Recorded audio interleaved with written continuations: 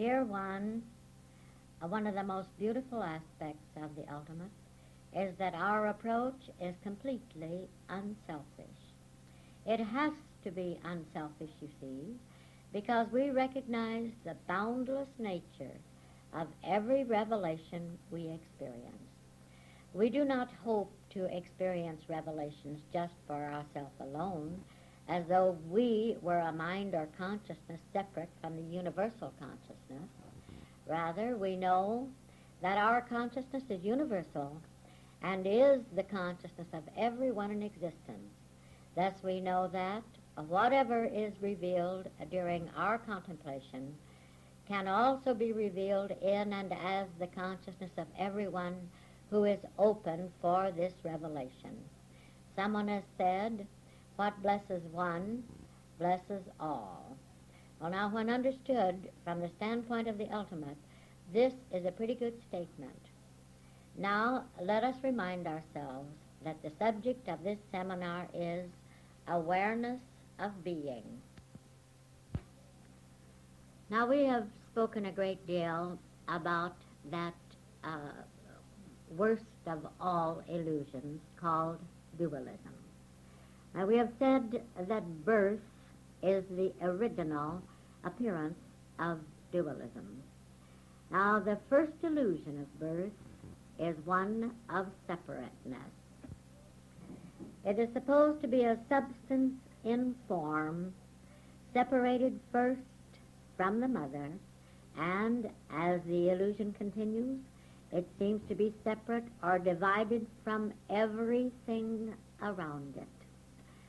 Finally, like the cloud, it must separate itself from itself, go to pieces, and disintegrate.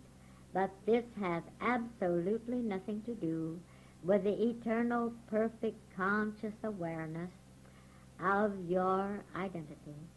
Now we know how it is that the cloud, that seems to obscure the sun, sometimes increase and increase and increase and become blacker and blacker and blacker until finally it becomes so burdened with its own moisture that suddenly it empties and this disperses the cloud. And this is very much the way it is with us, dear one, when what seems to be troubles pile up and pile up and pile up and become blacker and blacker and blacker. And if we can just have a perspective here and realize that all that is taking place is that the illusion is simply getting ready to unburden itself, to disperse itself. And this is a pretty good simile. It's a pretty good way to feel about it, too. Now, you know, the sun is entirely unaffected by the clouds that seem to separate its light from us. It just goes right on shining. It goes right on being what it is, being itself. It knows nothing of the darkness. The sun can only know itself to be light, and thus it is with us. Actually, the genuine, the only consciousness that we are, can know nothing of the clouds, the darkness, the illusion. We just stand firmly right where we are, knowing ourselves to be what we are, knowing ourselves to be the light, and let the darkness disperse itself. What has this to do with us? Now, birth can be compared to the first appearance of a tiny cloud. As the cloud continues and accumulates more water, so it is that the seemingly born illusion continues and accumulates more illusions. As the cloud becomes more dark and heavy with its accumulation of water, so it is that the born illusion seems to become more burdened by its own accumulated illusion. And as the cloud's accumulated illusions increase to the point of its own dissolution. So it is that the so-called born body of matter is a victim of its own accumulated illusions, and they do increase to the point of their own dissolution. But this has nothing to do with the eternal identity, with the eternal body that is the body of you and of me and of everyone. Do you know that the medical profession has failed to discover any valid reason why the body should become old, why it should age, why it should become decrepit? Now really, age is not what it seems to be at all. Age is merely an illusion's accumulation of its own illusions. Let me repeat this. Age is merely an illusion's accumulation of its own illusions. It is an accumulation of an illusion's own seeming human experiences, troubles, frustrations, problems, disappointments, heartaches, and failures. But it is well to remember that it is always an illusion deluding itself. And it has nothing to do with you at all. You are completely immune to it. It never touches the you that you are, aware of being what you are. The birthless, changeless, ageless, deathless awareness of being that you are remains eternally the same, and it remains forever immune to any illusion of dualism. You know, there is a word in the Bible of one who knew these truths. There is a record in this, in both the Old and the New Testament. You're going to find references to Melchizedek. Now, he's first mentioned in Genesis, and these references run through Hebrews in the New Testament, right through the Bible. In Hebrews 7, the 3rd verse, we read this record of Melchizedek. Without father, I'm quoting now, quote, without father, without mother, without descent, having neither beginning of days nor end of life, end of quote. Now there it has been in our Bible all the while, and we have not recognized that this is a record of our eternal, changeless, perfect awareness of being. Now the record of Melchizedek is a record of you, beloved. It's a record of me. It's a record of the genuine and only self of every one in existence, though few there seem to be who know it at the moment. But ultimately, everyone is going to have to know this. You know, there really is no birth. Why we should seem to resist this fact so much seems to me a mystery. I've never been able to understand why there is such resistance to the absolute fact that there is no birth. You would imagine that people would be tickled pink to know that they did not have a born body, when it is birth that seems to be the beginning of all our illusory troubles. No, I've never been able to understand why people are not glad to know that there is no birth. Perhaps it is because it seems to us that our identity is dependent upon birth. True it is that the identity is supposed to begin at birth, and so perhaps there is a fear that if they acknowledge there is no birth, that they might suffer the loss of their identity. Well, of course, nothing could be farther from the truth, because it is the knowledge that we were never born that reveals within and as our consciousness our eternal identity, our genuine identity. the only identity we have ever had or been. But wouldn't it be a terrible thing if our identity were dependent upon birth? Uh, you know, the truth is that our identity is not dependent upon anything. It simply is. It is because God is. It is because, well, as God said, as Moses' own consciousness, I am that I am. Now, of course, there are many who believe in reincarnation, and we frankly state that there does seem to be evidence to that effect. But let's consider this for a moment. If there is no birth, how can there be a second or a third or a 15th birth?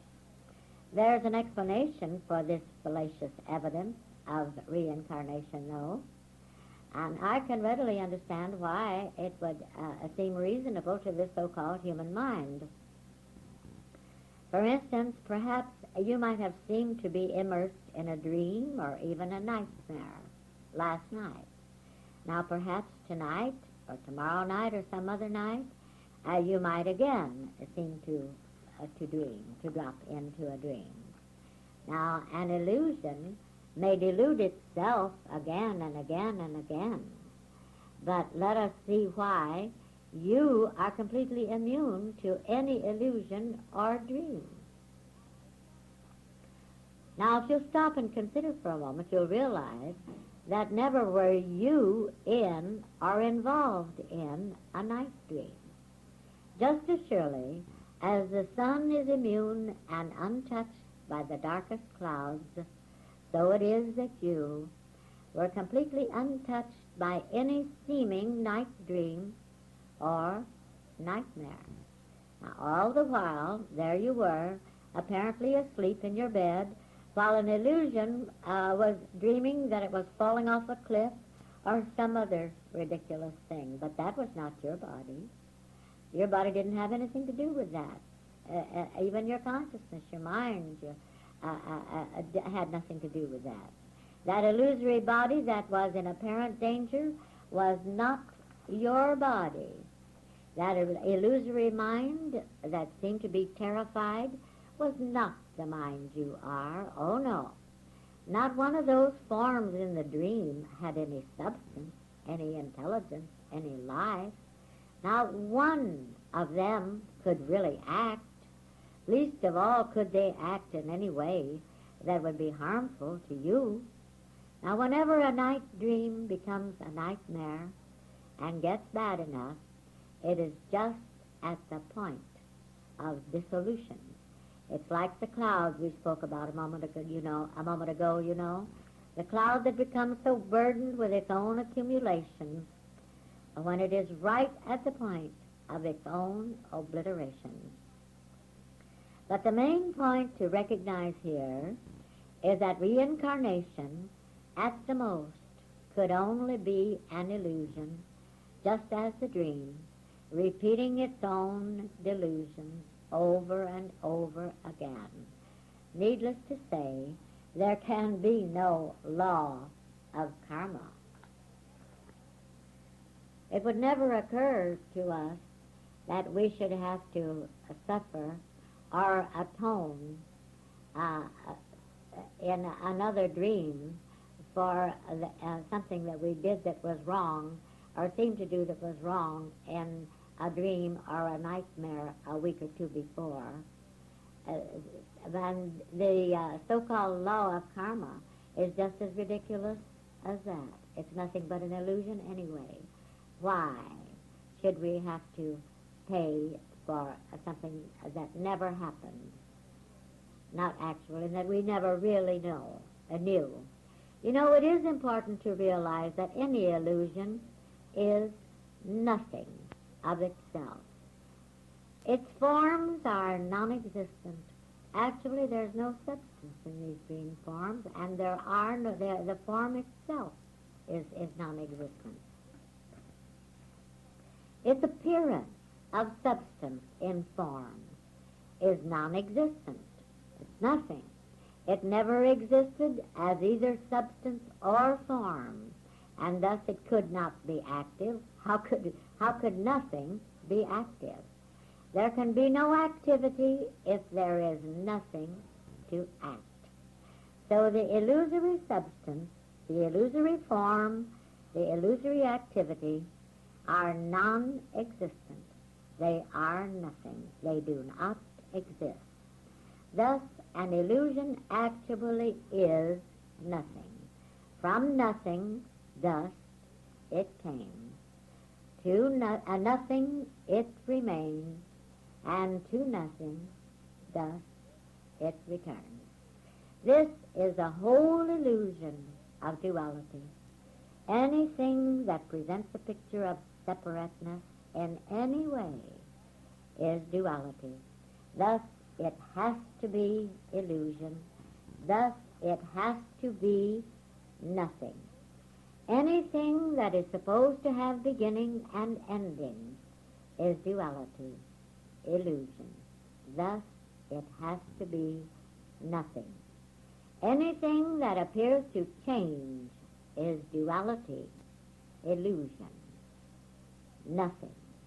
Anything that seems to become something is illusion, duality. Thus, it has to be nothing.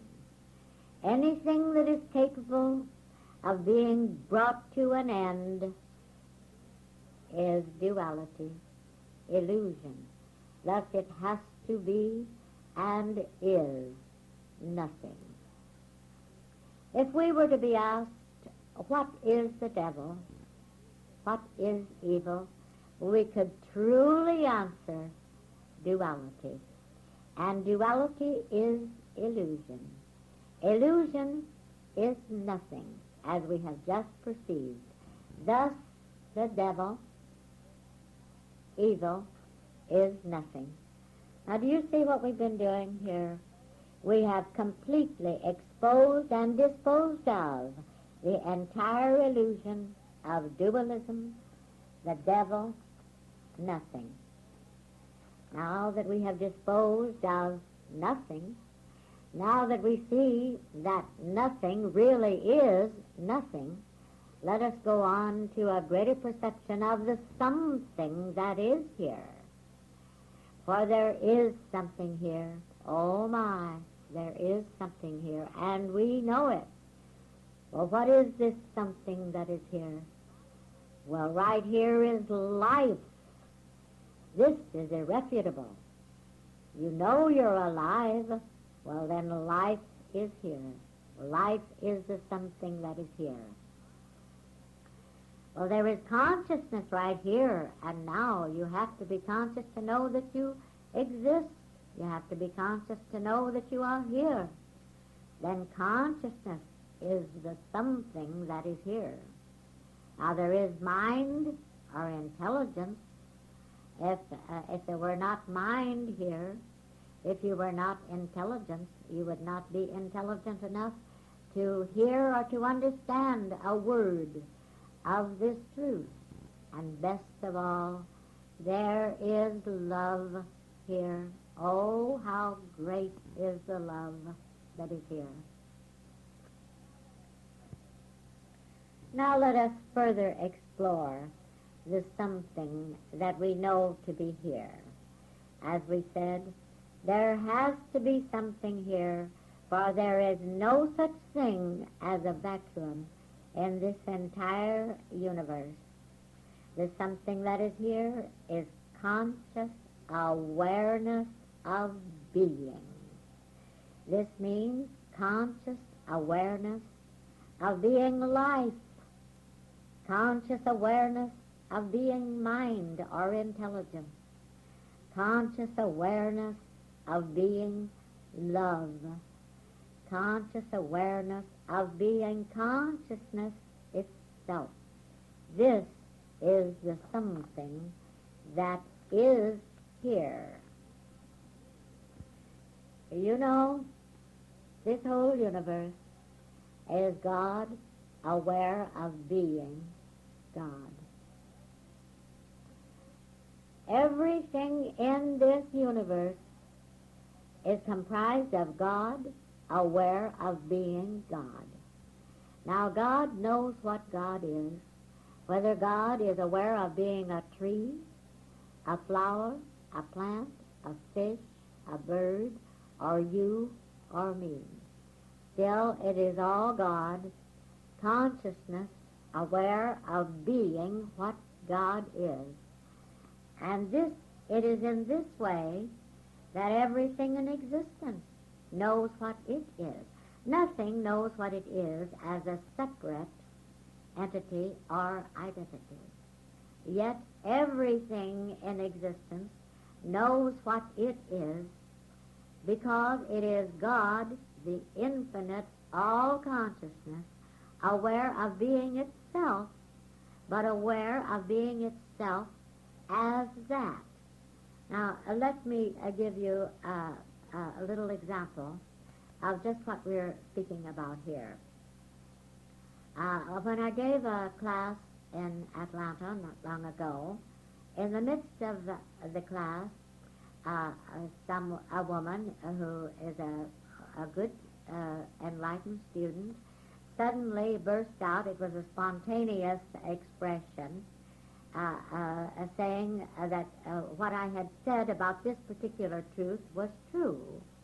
And then she mentioned about her African violets. She said that she had her African violets in a regular plant room with other plants, and that they seemed to be dying. They were all wilting down, and she couldn't imagine what was the matter with them. And she has the tapes, some of the tapes of the ultimate, and she thought, well, she'd just take her recorder in there and put a tape on and see what took place, see if that helped any. So she did this, and she put the tape on, and one of the ultimate tapes, and started it going, and then she left the room. Well, when the tape had finished playing, she went back into the room, and every one of her African violet plants was standing right up there, just as straight and strong and alive and beautiful as it had ever been. Now, the question here is, did the voice speaking these truths bring these violets back to strength and health and so forth? Indeed, no.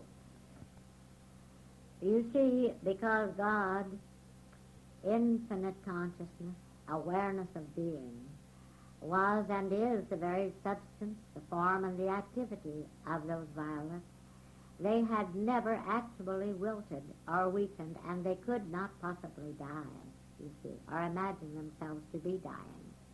However, for just a little moment, they seemed to forget what they were.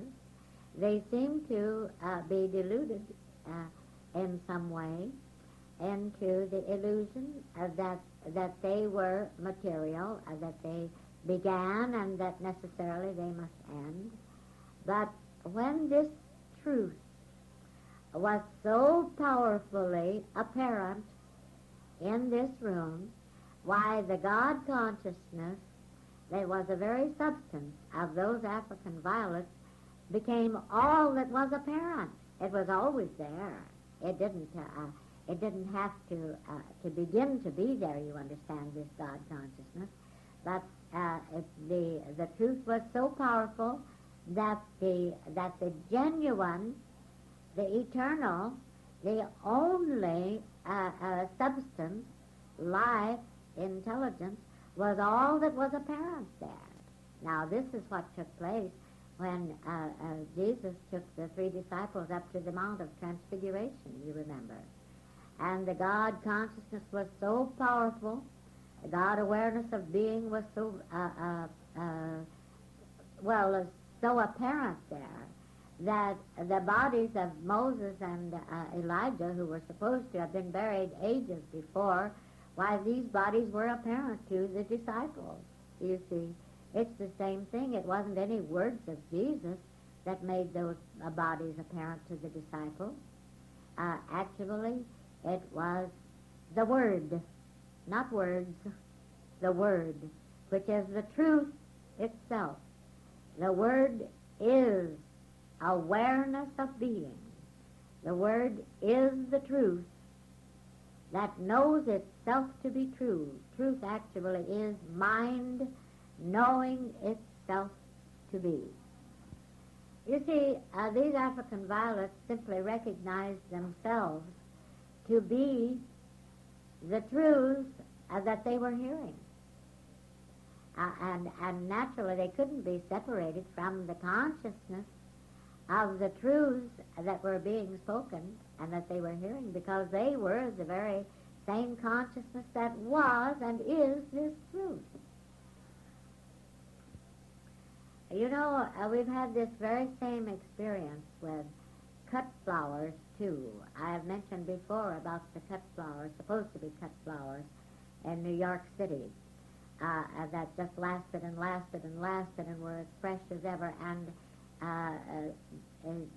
even during this seminar, here it is, the very last night of the seminar, 5 days. Here have been these flowers, and the very same flowers, and they have not been renewed, humanly I mean, and here they are just as fresh as they were when they were brought in here on Monday morning. And this is always the way it is. You see, life is indestructible, consciousness is indestructible, mind is indestructible, awareness of being is awareness of being eternal, and eternally perfect, beginningless, changeless, and endless. Now, you know, it takes consciousness to be aware of being. Only consciousness can be aware. This is what consciousness is, awareness of being. Now, this means that the consciousness, which is the very substance of the body, is aware of being alive. Now, it has to be, this consciousness, it has to be aware of being alive if it is aware of being life. Now you are conscious and you are alive, so you are consciousness aware of being alive. And dear one, this is the substance and the activity of your body, the only body you have and are, right here and right now. It's the only body you've ever been and the only body you're ever going to be. Not a born body. There is no born body. An illusion's illusion, a so-called born body, is not substance. It is not the substance of the something that is your body right here. An illusion's illusion is not substance, and it cannot act. It cannot be active.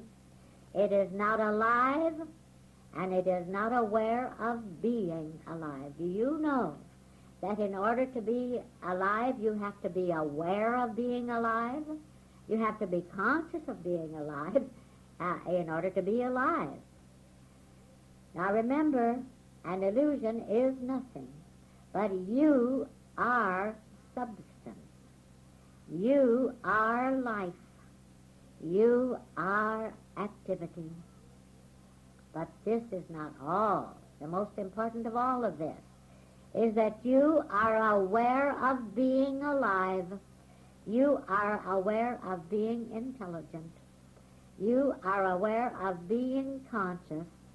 And this, beloved, is your eternally living body. This is the something, capital S, that is here. Your awareness of being is the very substance and activity that constitute your only body.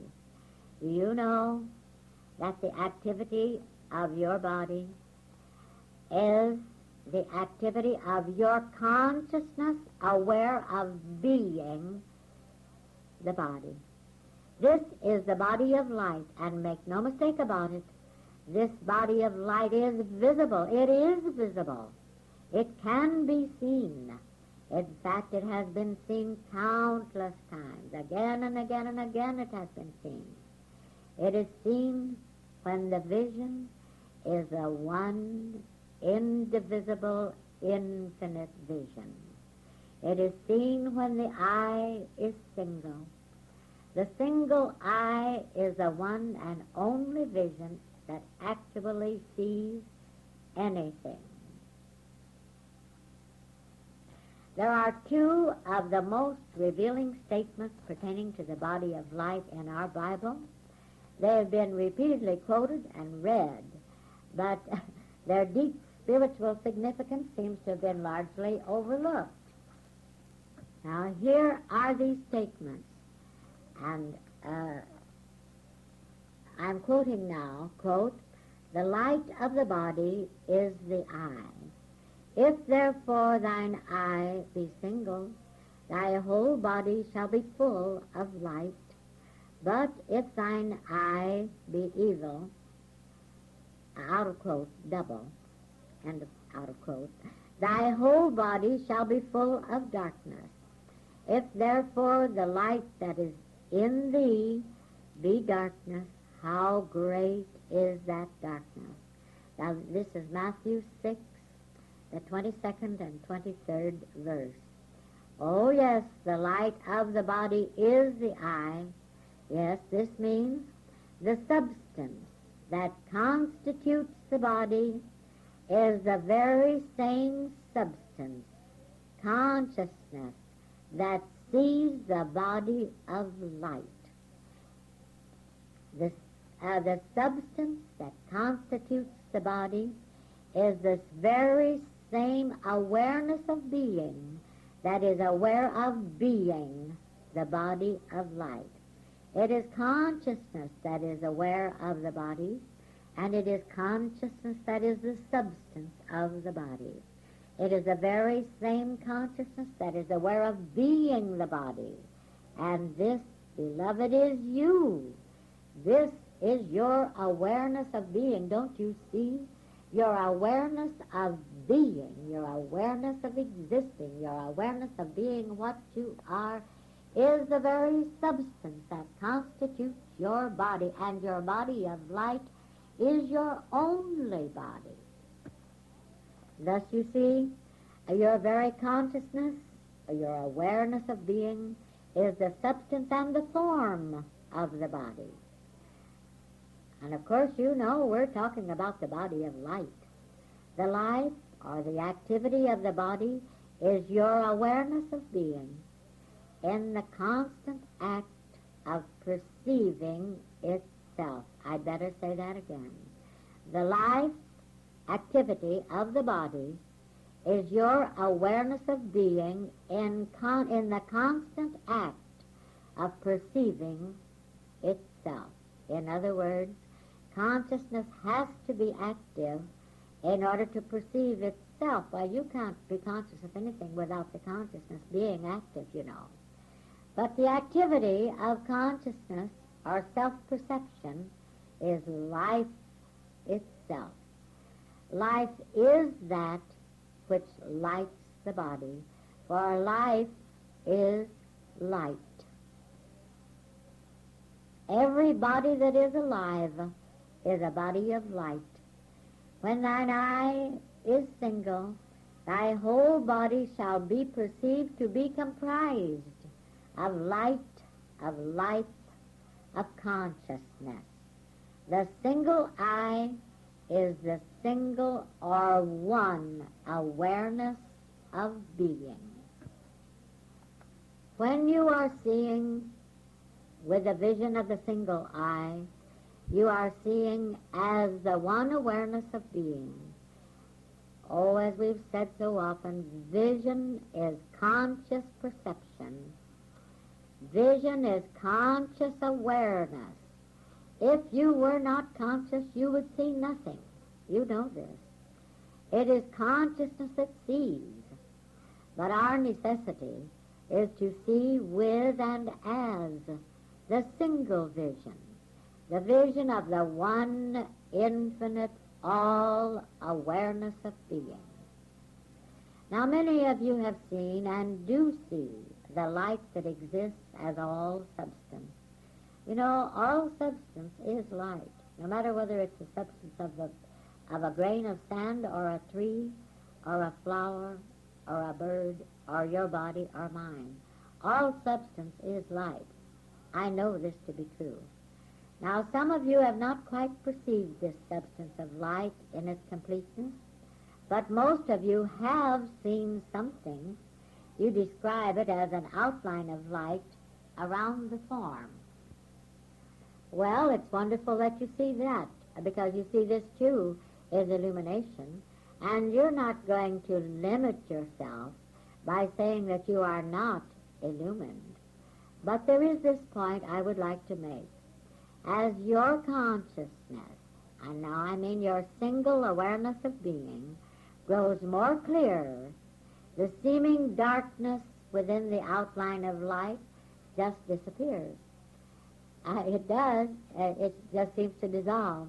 And the substance of the form is seen to be all light, and there is no darkness at all. Remember, Jesus said, if thine eye be evil, which means double, thy whole body shall be full of darkness. Well, if we seem to be seeing, if we imagine we are seeing, if we are deluded into the belief that we are seeing through eyes of matter, why, what we are going to see is the darkness of matter, and how great is that darkness.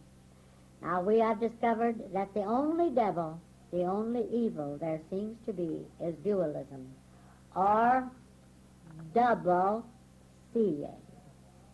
You see, dualism is of necessity contradictory, because we can't help but know that we are alive. We can't help but know that we are conscious. We have to be conscious and alive in order to exist. So, there is enlightened consciousness.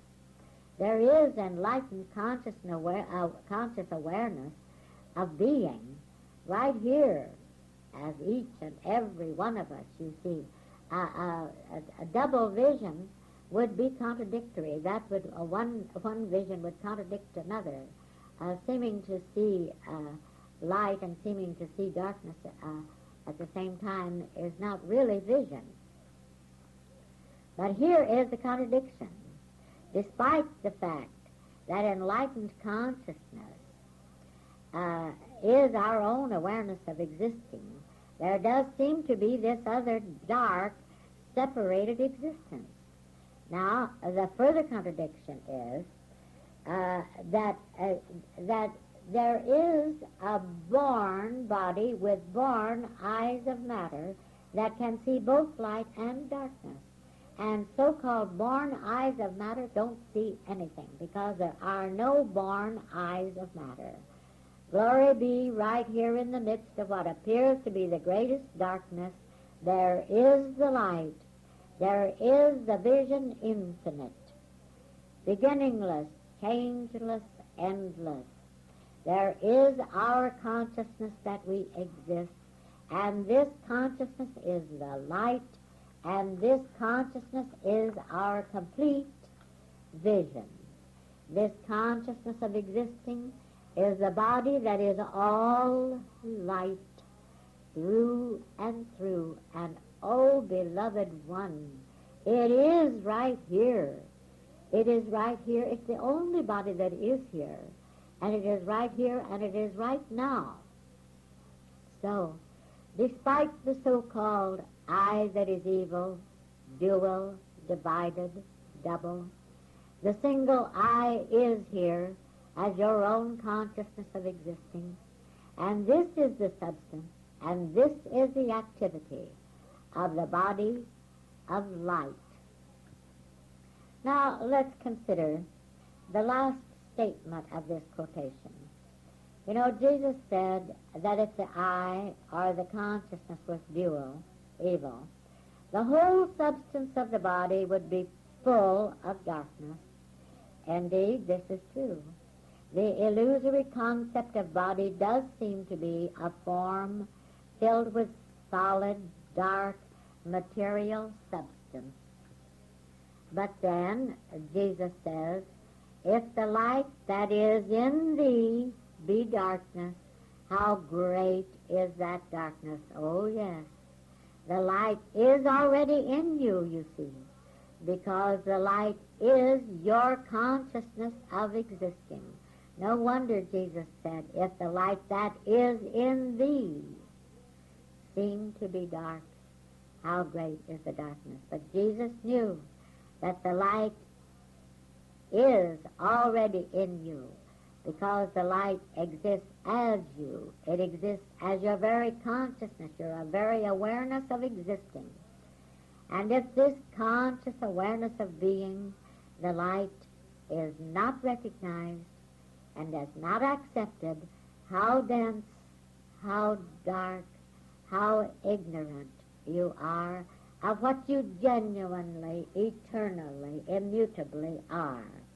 Now this is what Jesus really meant in this statement. The only darkness there is ignorance or absence of knowledge. Now we are arriving at just exactly what constitutes the appearance of the body of darkness, solidity, density. The body of density is comprised of ignorance, of lack of knowledge, of lack of intelligence, of lack of genuine consciousness of being. Now, a lack of anything means that the thing lacking is absent, not present. A lack of anything would mean that the thing lacking was absent. Well, that which is absent is not present. So the appearance of density, called a material body, is not present. Really, do you see this?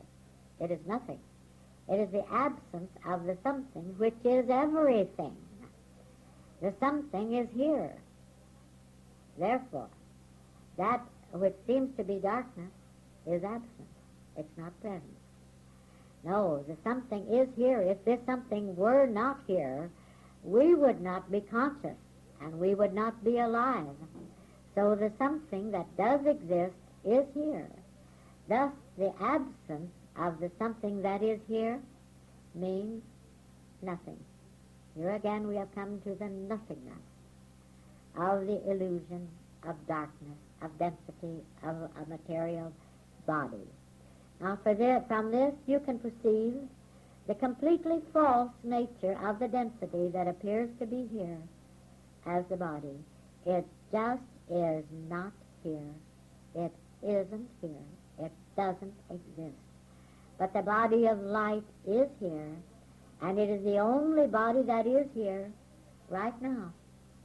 In fact, it's the only body you have ever known, and the only body you will ever know yourself to be. Now we understand what comprises the body of light that is seen when the I, capital I, is single. We also understand what seems to comprise a body of density or darkness. But best of all, we now perceive that the density, the solidity, the darkness is nothing. It actually does not exist.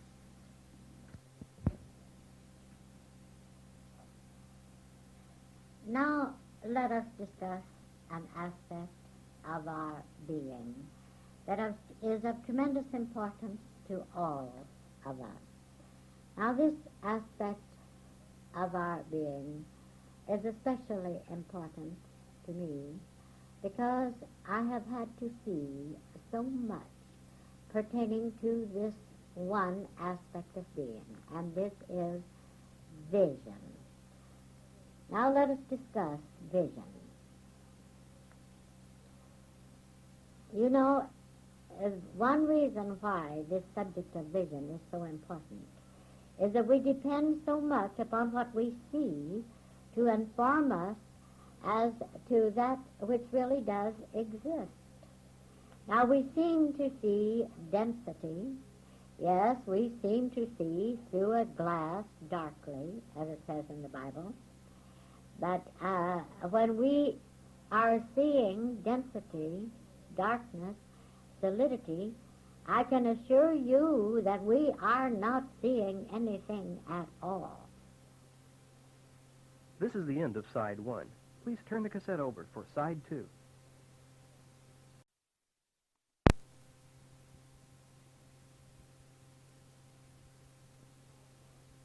Because that which seems to be dense, dark, solid, is nothing. It's illusion. So, actually, to see density, darkness, solidity, well, to see matter is to see nothing. Do you know that when we really see, we are seeing light in form? This is absolute truth. And don't ever think for a moment that you can't walk around and live a perfectly normal, joyous and happy, free life, go about your daily affairs, seeing light in form rather than seeing darkness in form. I know, because this is my experience, but I am not the only one. This is the experience of countless others. Right now, I would like to read one of the most beautiful poems I have ever read in my life, and it does explain how it is that we walk around and how we see things and how joyous and free we are in our seeing. Now, this poem was handed to me at one of the morning sessions of the seminar by a student who sees in it the same thing that I do, the same beauty, the same truth. And the one who wrote this was illumined, had the experience of walking as an illumined being. And it appeared in the Atlantic Monthly in 1935 in April, and it was written by Louis Ginsberg. And here is what how Mr. Ginsberg describes his illumined walking around. It's entitled Morning in Spring. One morning when I went downtown, I felt such sunlight capsized down that streets were glutted with more gold than all my heart could ever hold. I thought a glory much like this must have been poured from Genesis. I had not noticed until now such glittering of leaf and bough. Not for a moment could I doubt telephone poles might start to sprout. Brilliant gas stations, like bazaars, were jubilating with the cars. The traffic in some triumph went in pageant of astonishment, and all the things in all the stores were like abundant metaphors. More than the sun illumined night, more than the sun and more than light,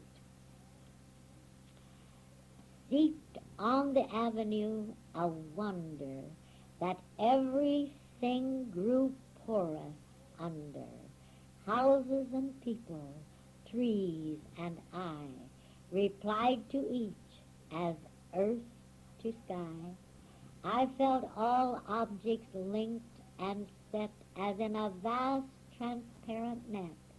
I felt that everything was part of rapture answering my heart, until I knew, I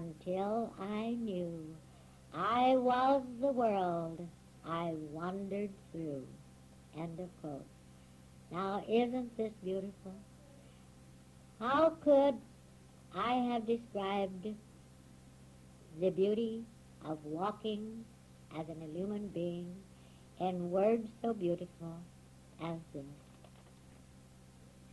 But this just brings out the point that it is possible for any one of us to walk and live perfectly normal lives, seeing forms of light, seeing substance, the substance that is light in form, rather than darkness and solidity and density. Yes, if we really see, we are seeing light in form. But let's see why it is that we seem to see density. Now, let's go right back to that word devil, dualism. You see, the assumptive, the human vision that seems to see density is the illusion of a separate vision, a vision all by itself, belonging to some particular individual. Now, it is the delusion that there is a conscious identity separate from the all-conscious one who can have a vision of his own. I had to learn this, believe me. I had to learn that I had no vision of my own. Now this one who imagines he has a vision of his own, separate and apart from the infinite vision, he imagines that he possesses vision of his own, separate and apart from the universal vision. Now right here is dualism. This is something else I had to learn. Any illusion that we possess something is the dualistic illusion that we have something of our own and that we have separated it from the all. How impossible. Now, naturally, we are subject to the loss or the deterioration of that which we imagine we possess. Oh, beloved, don't you see? If there was a time before, a moment before, we had vision, there has to be a time when we no longer have vision. You know, they claim that the illusory newborn baby does not really see at first, that it doesn't focus, that it doesn't see the things around it. And so they claim that the one who is called old must also lose his vision, or at least it must become weakened or impaired, and that he cannot see the things around him. Oh my, what a lie that is. But it does bring out the point that if there was a moment before vision was complete, then there will have to be a moment when vision can be incomplete. If there was a moment before you saw, there will also be a moment when you do not see, I assure you. But there are no moments of blindness. There is no such thing as partial vision. Our only difficulty is that we say, my vision, my sight, as though we own it, as though we possess it. It's this dualistic claim of separation. This dualistic claim of vision separated into personal visions is where all our seeming visual difficulties come in, every bit of it. Again and again we've said, there is one life, there is one mind, there is one consciousness.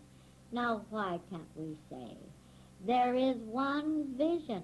We can, and we'll be telling the truth, but we must go farther than this. We must see that there is one inseparable vision, and that there is one who has vision. And the one who has vision is the one that is the vision. And this is infinite consciousness. This is infinite awareness of being. This is infinite seeing. This is God seeing. This is God being. In other words, there is one vision, and this vision is indivisible. But there is also one who sees, and this one is indivisible. Indeed so. This vision, this one vision, and this one who sees are the very same one. Furthermore, this one is omnipresent. This one is omnipresent because it is omnipresence. It is omnipresent conscious awareness of being. Seeing and being are the same thing, and I hope now that you will return to your book, The Ultimate, and again study the chapter entitled Seeing is Being, because it's all in that chapter. This is absolute truth. It would be well to read this chapter again and again and again now, and you'll see much more in it than you have ever seen before. Vision is a universal fact. This is true, absolutely true, because conscious awareness of being is a universal fact. Now this means that vision is equally true everywhere throughout the universe. Everything sees. Everything sees. Even the leaf of the tree sees. Make no mistake about it. There is not a pinpoint in this universe where conscious awareness of being does not exist. There is not a pinpoint in this universe where it is absent. There is not a pinpoint in this universe where there is any more or any less conscious awareness of being. There is not a pinpoint in this universe where vision, complete vision, does not exist. There is not a pinpoint in this universe where there is one whit more or one whit less of vision. There is not a pinpoint in this universe where there is such a thing as partial vision or incomplete vision. There is not a pinpoint in this universe where there is vision that begins to see and stops seeing.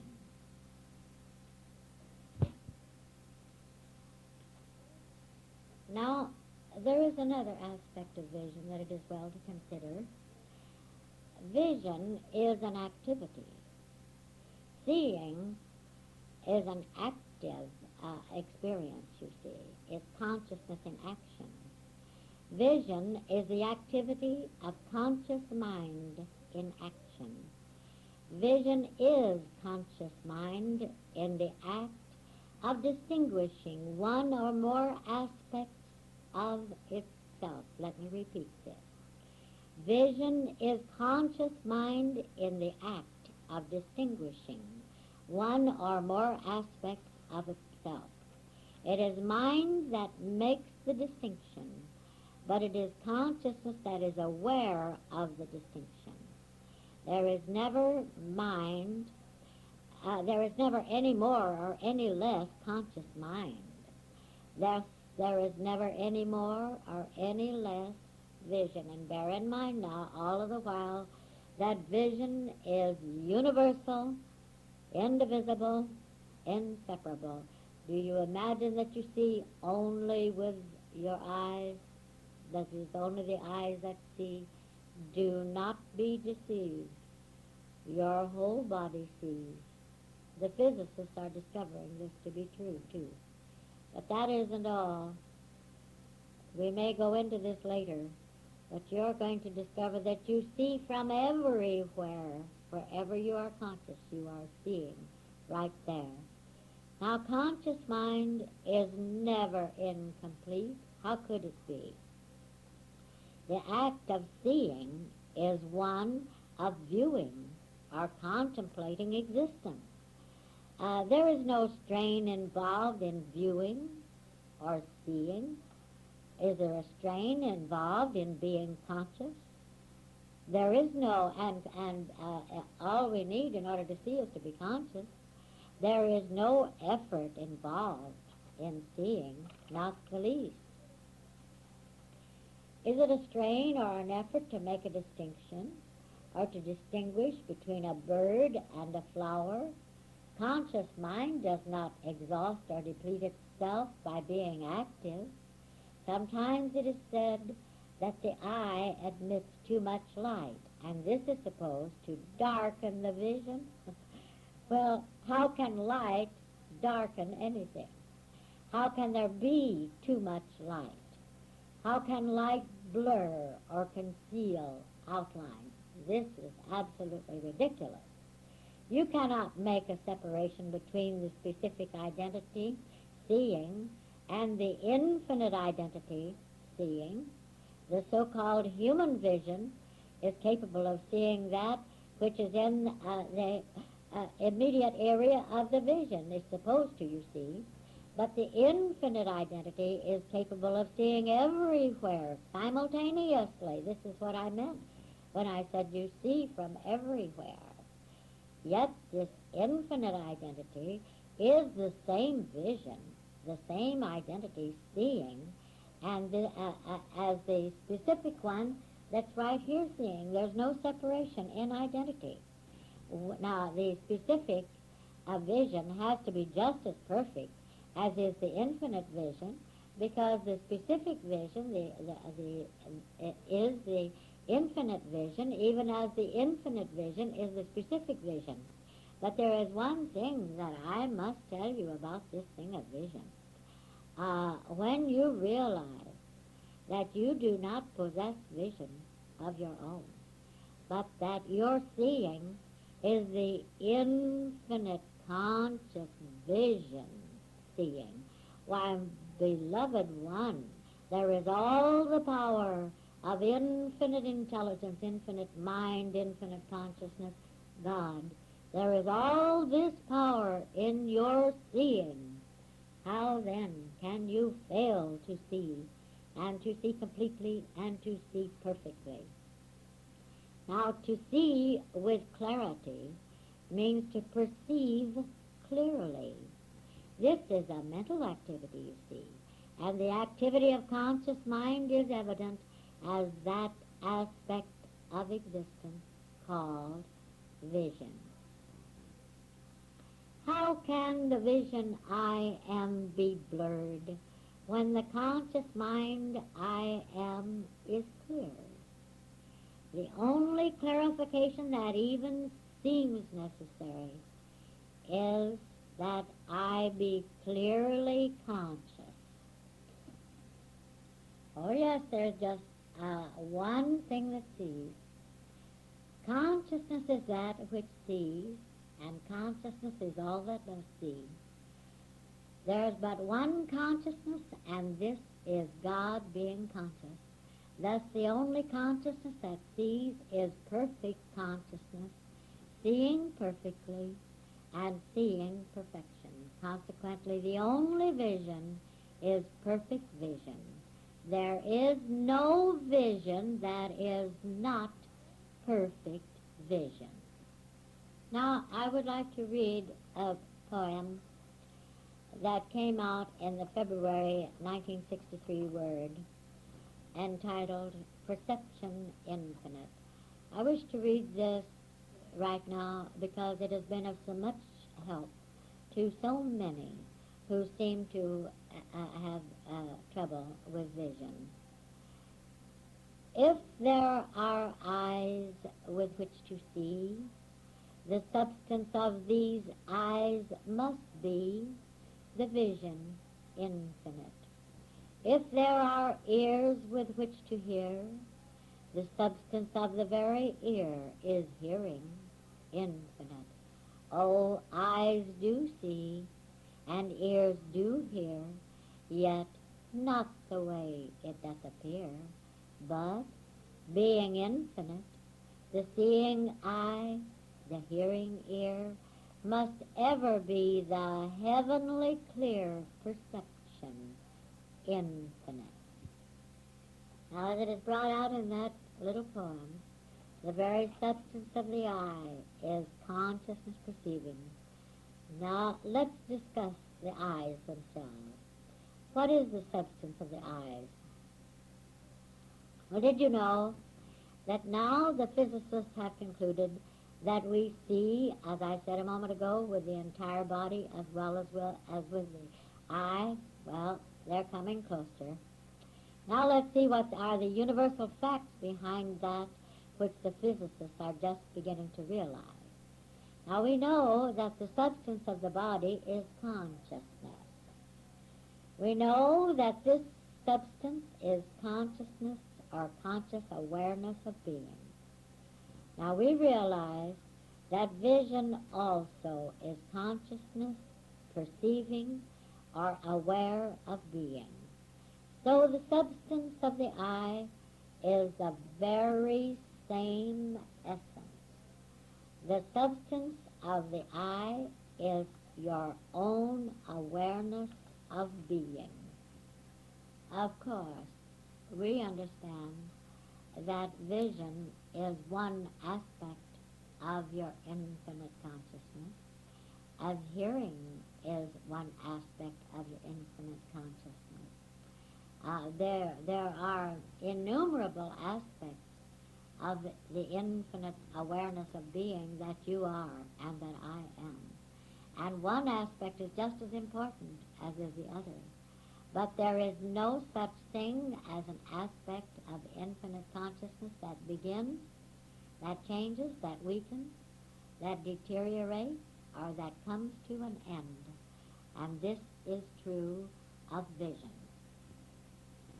You know that the universal essence is consciousness. You know that the universal essence is conscious awareness of being. Thus the essence of the eye and the essence of the body are exactly the same substance. This is why we see as the whole body, with the whole body. Then why shouldn't the whole body see? It does.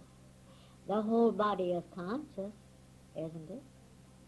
Well, then the whole body has to see. It only appears that it doesn't because it seems to be dense, dark, solid. Now, of course, so the substance of the whole body is the same consciousness that is aware of being.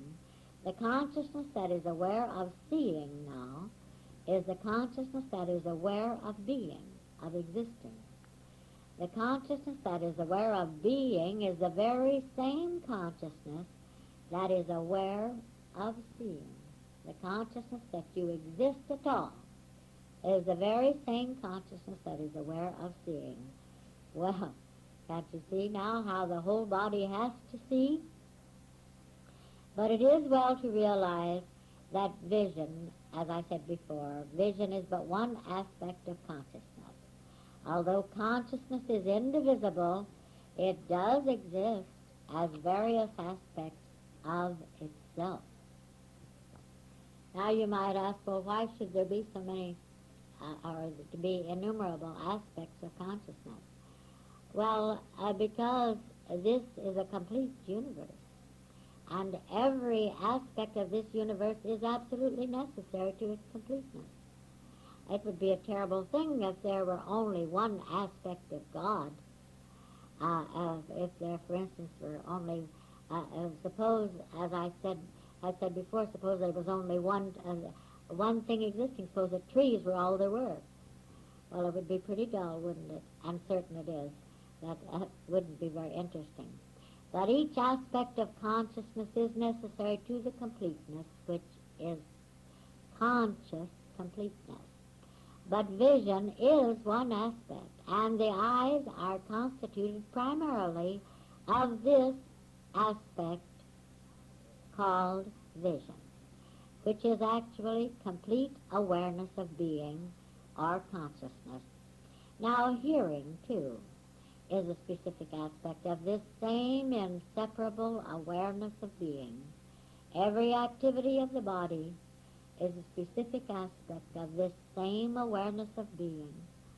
But no one activity of the body is an isolated activity. Now, this is what we have to be careful about, you know. Every time we speak of the activity of the eyes, the activity of the ears, the activity of the heart, the activity of the lungs, the activity of this or of that, why, immediately here seems to come up this false picture as though the one aspect of the body, one member of the body, we'll say, for want of a better word, were blocked off here, just acting all by itself, separate and apart from the activity of the rest of the body, and nothing could be farther from the truth. It is exactly identical to the same activity that goes on in, through, and as the activity of every so-called member of the body. But we're going into that more later.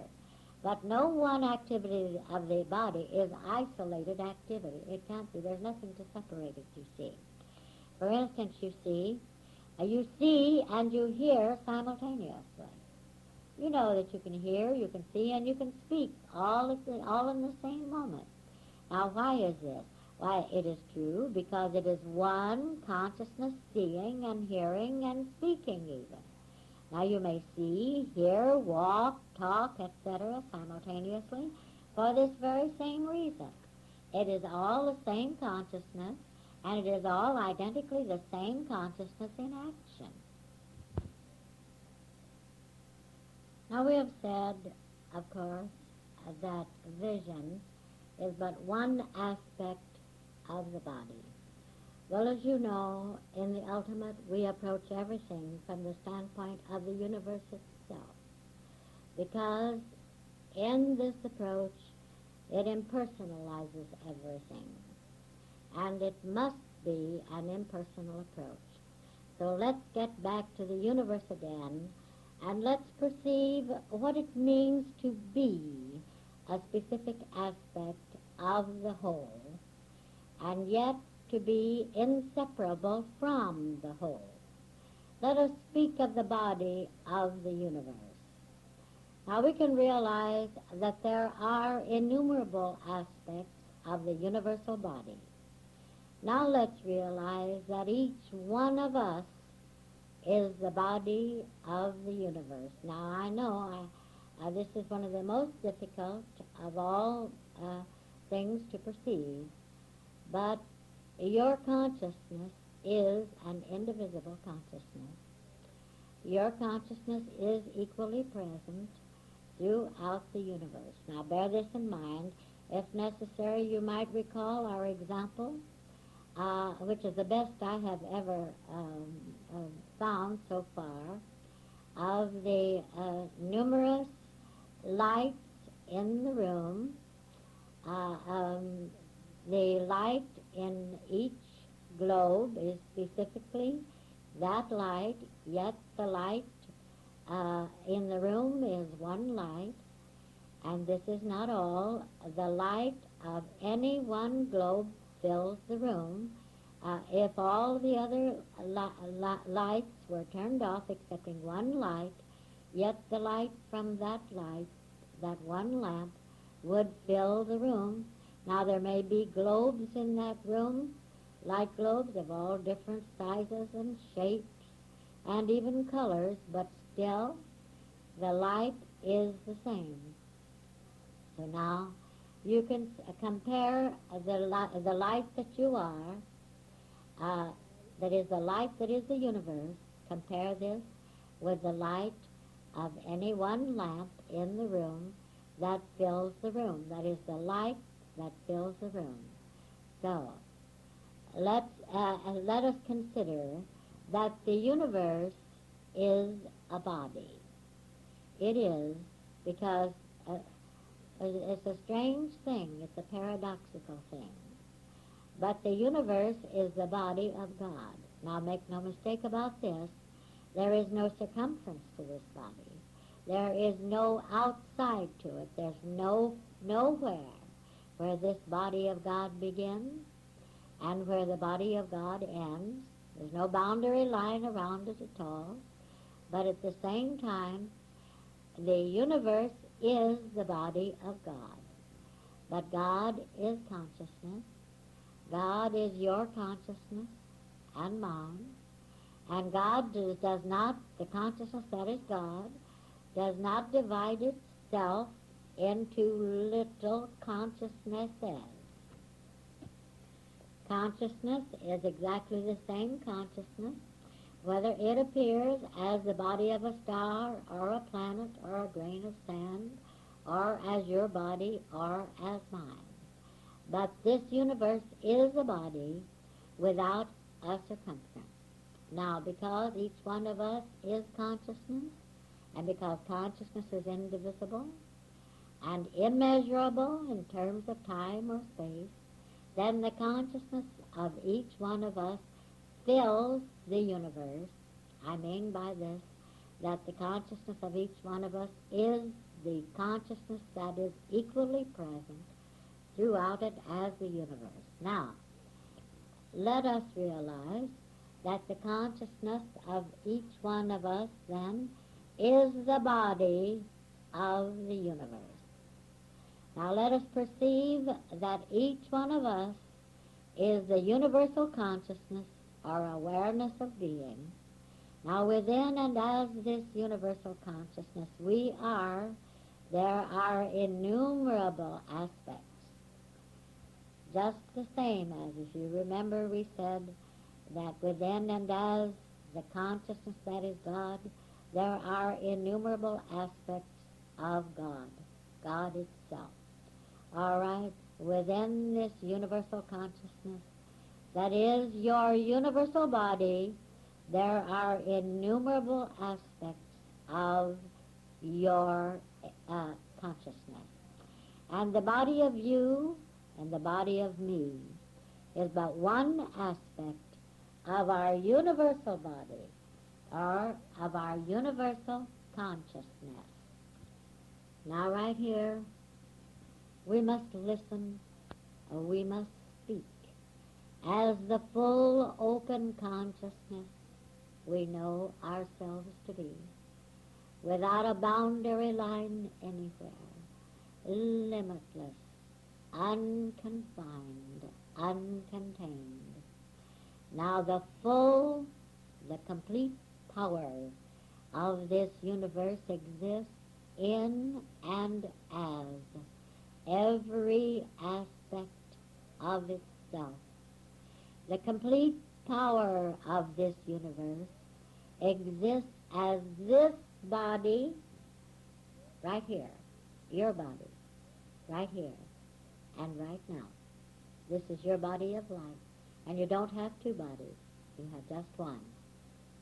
And this is the body of light, and the full power of the universe exists in and as this body of light. This means the full power of complete eternality, complete perfection, complete immutability.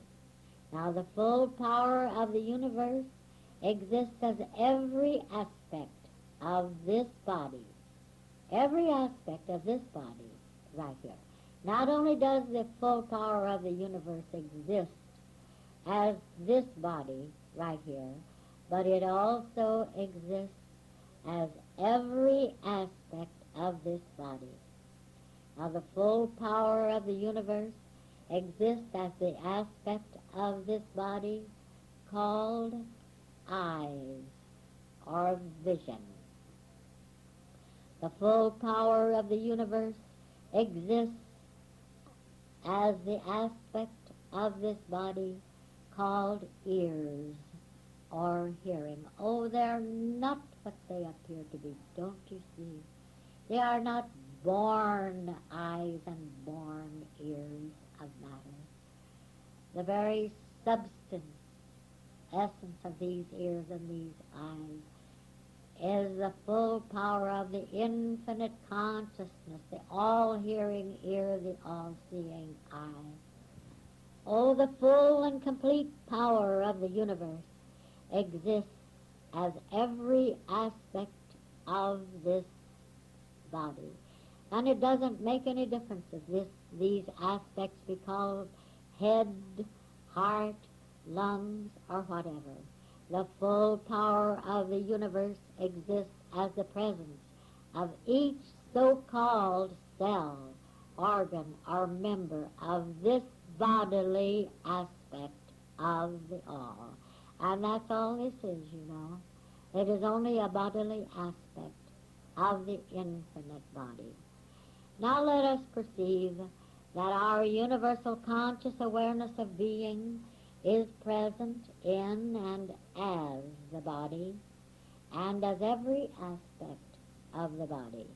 You see, because we know that of ourselves we are nothing, and indeed we must know this, Because we know that of ourselves we are nothing, we can and we do know that we are the awareness of being which is the universe. Thus we can realize the boundless power of the truth we know, and believe me, it is powerful. And we can also perceive the boundless power of our universal conscious awareness, knowing any truth. Oh, this universe is the power. And this universe is the power of your awareness of being. Oh, the infinite power lies in the fact that we know what we are, and we are what we know. Oh, goodness, I've had that in the books, and I've said it in classes, and I've written it in the Word. We know what we are, and we are what we know. I have said, I know what I am what I know. And my goodness, now it begins to be apparent to more of you. Now, perceiving the infinite power that is our universal consciousness, we can also perceive the infinite power of every aspect of this consciousness. Oh my, what you know is power, but the power is your own awareness of being what you know. This is where the power lies. The power lies in your consciousness that you are what you know.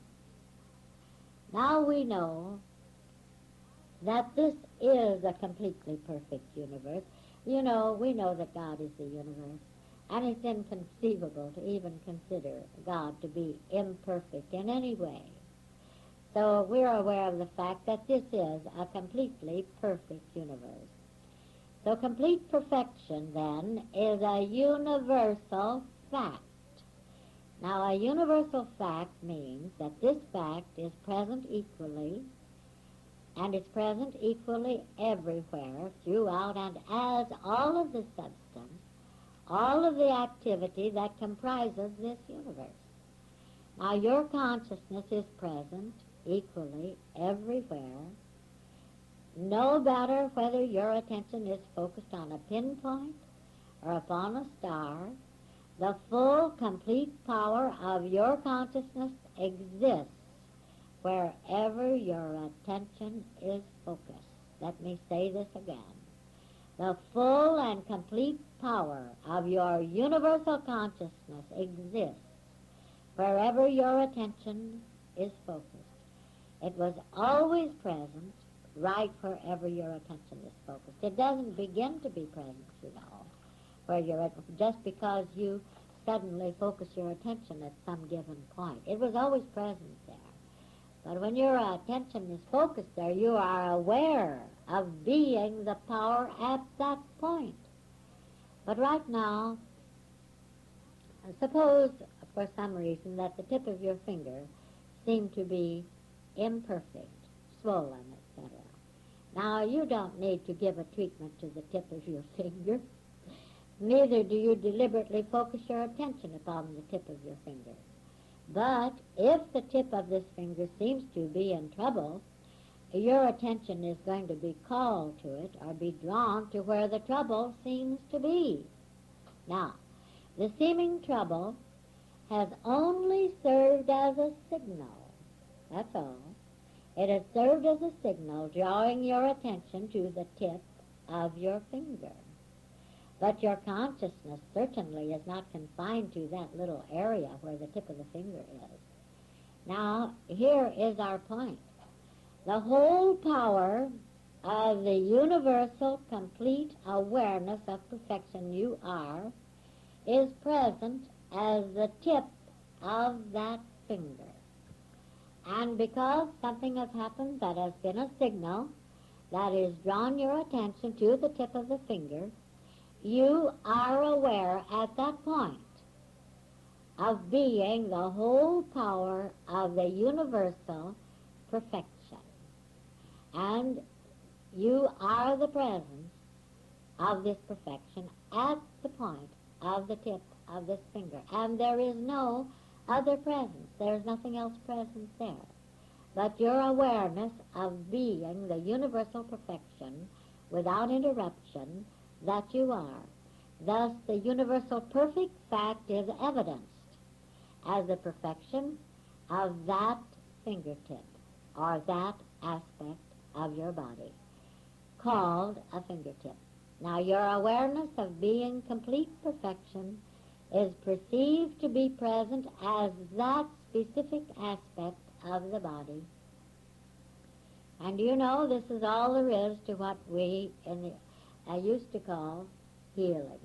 Nothing is ever healed. There's never anything in need of being healed.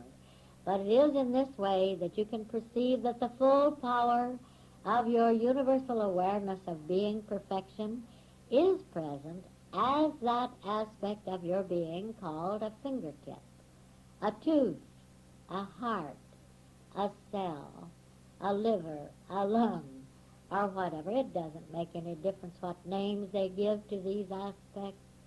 They're not what they seem to be anywhere. But if anything ever seems to be, any aspect of the body ever seems to be in trouble, we can only consider it as a signal calling our attention to the fact of the presence of the universal, omnipotent, conscious perfection which we are at that particular point. Now, if you are aware of the tip of that finger, you are aware of being the tip of that finger. Let me say that again. If you are aware of the tip of that finger, you are aware of being the tip of that finger. Now, you know, there we come to that statement in the ultimate, seeing is being. You are what you are aware of. And this also comes to the statement, I am that I am. Now that finger could easily say, the tip of that finger could say, I am. All right. But you too are saying, I am. All right. You can look at the tip of that finger and you can say, I am that I am. For you are that identity that is the tip of that finger. Now you can say the perfection I am is that specific aspect of my awareness of being. The perfection I am is the I that I am being that which is called the tip of the finger. Yes, there is only one consciousness of being, because there is only one aware of being. This is the awareness of God being itself. This is your awareness of being yourself. This awareness of being is the substance of all form. This awareness of being is the activity of all this awareness of being. It is the activity of all form, of all substance. The intelligence in action as this awareness of being is the intelligent, perfect activity of all substance. There is no awareness of being imperfect. There is no awareness of being temporal or limited in any way. There is no awareness of being a disease. There is no awareness of being an abnormal growth. There is no awareness of age. There is no awareness of deterioration. Conscious life is aware only of being eternally alive. Conscious life cannot possibly be conscious death.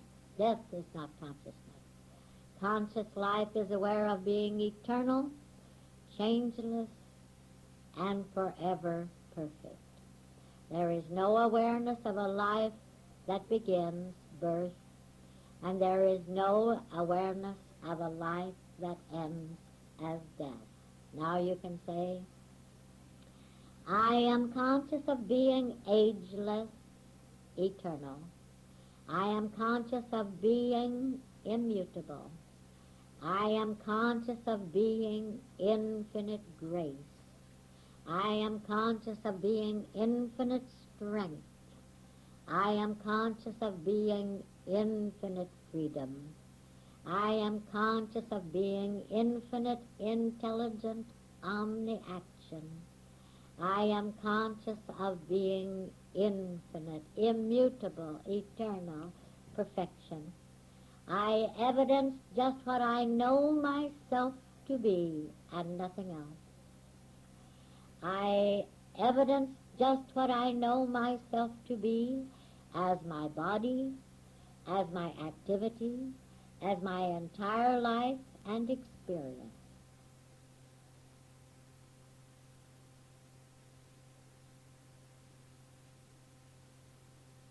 I hope you enjoy this spiritual audio. Like, share and subscribe for more.